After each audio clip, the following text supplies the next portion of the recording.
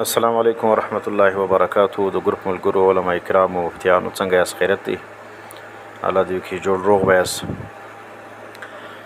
دغه د امارت چې غیر رسمي پابندي لګولې تبلیغ باندې، نو بظاهر خو زموږ ملګري ډېر خوشفهمه دي، داسې خلک دي خپلې پښې خپله کاټي. ته چې هر څو ورته ووایې چې بای دا غلط کار دی، دی توجیه سمه کوي، وایي دا یا د دې دا مقصد نه دی، دا امنیت دپاره دی، د امر بالمعروف موجوده دی. او بعضې وایي یا دا بریلویان خو وایي دا جاهلان تبلیغ کوي، او بعضې وایي په دې سبک کې د تبلیغ په نامه باندې جاسوسان ورکړلو، په دې وجې منع کړل. نو زموږ ملګري چې کوم دي هغه هم په دا خوشفهمۍ کې مبتلا دي چې د امارت د هر غلط کار صحیح توجیه کول، دا خپلې پښې خپله پرې کول دي. د چا غلط کار ته به غلط وایه. چې په کندهار کې پر تبلیغي جماعت باندې کم پابندي لګېدلې ده د امارت د طرفه څخه، دا خو اول د خلکو زړه ته ولېدله نه چې امارت به نو څنګه دا کار کوي. نو ولې د امارت والا ګرد فرشتې دي، د اسمانه نازله سوي دي. په امارت کې هم داسې بریلویان موجوده دي، داسې غلطې نظریه والا موجوده دي چې د هغو نومونه مناسب نه دي چې موږ یې واخلو. هر چا ته ښه معلوم دي، هغه پر لوړو منصبو باندې ناست دي. نو دغه پابندي چې ده دا فلحال تر کندهاره پورې اشتوا ده، دا تر کندهاره نه ده، دا اسم دی ټیسټ کوي، دا چې د خلکو رد عمل څو راځي، خلک خوا په بدۍ کې نه بدۍ، فتنه ځینې جوړېږي که ډېر ځینې جوړېږي. مستقبل کې به دغه پابندي پر ټول افغانستان باندې لګول کېږي. په افغانستان کې به د تبلیغ نوم چې کوم دی هغه جرم وي. نو چې اسلامي حکومت یې پای کې تبلیغ نوم جرم سي، ته به بیا ووایې دغه به کوم ښه پیغام موږ له راوړي.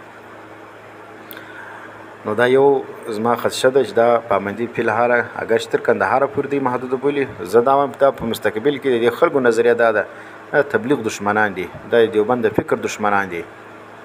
اگر چې پر غټو عهدو باندې ناست دي، نو دا په مستقبل کې تبلیغ څه کوي؟ د دیوبند د نظریې مخالف دي. چې کوم عالم د دیوبند نظریه درلودله، د توحید عقیده یې درلودله، د بدعاتو رد یې کوي، د دې جعلي تصوف رد یې کوي.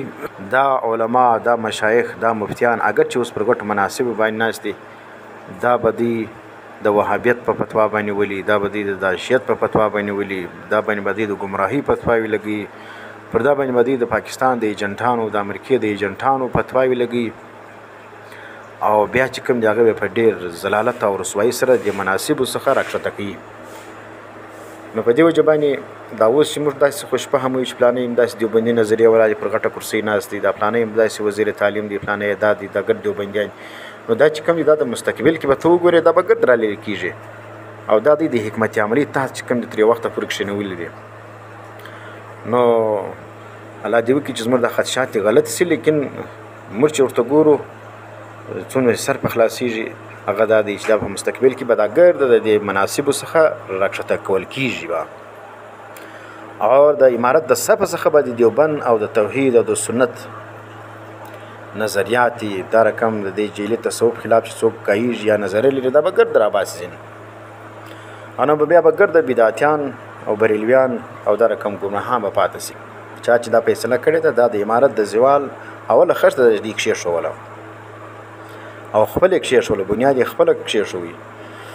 نو که دا رقم فیصلې امارت کولې، د امارت مستقبل چې کوم دی هغه روښانه زه نه وینم.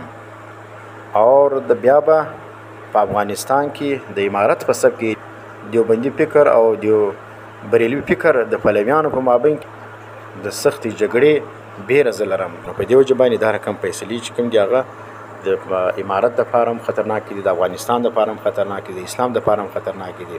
الله پاک دې د امارت مشرانو ته توفیق ورکړي چې دغه رقم فیصلو څخه دوی رجوع وکړي. څوک په دغه سبک کې دا رقم فیصلو باندې مجبوره کړي، نو هغو څه دا خواست وکړي چې دغه یو غټه فتنه ده چې موږ یې دا فتنه ختمول نه دي، دا یو غټه فتنه راپورته کېدل دي. دا واخر دعوانا الحمدلله رب العالمین.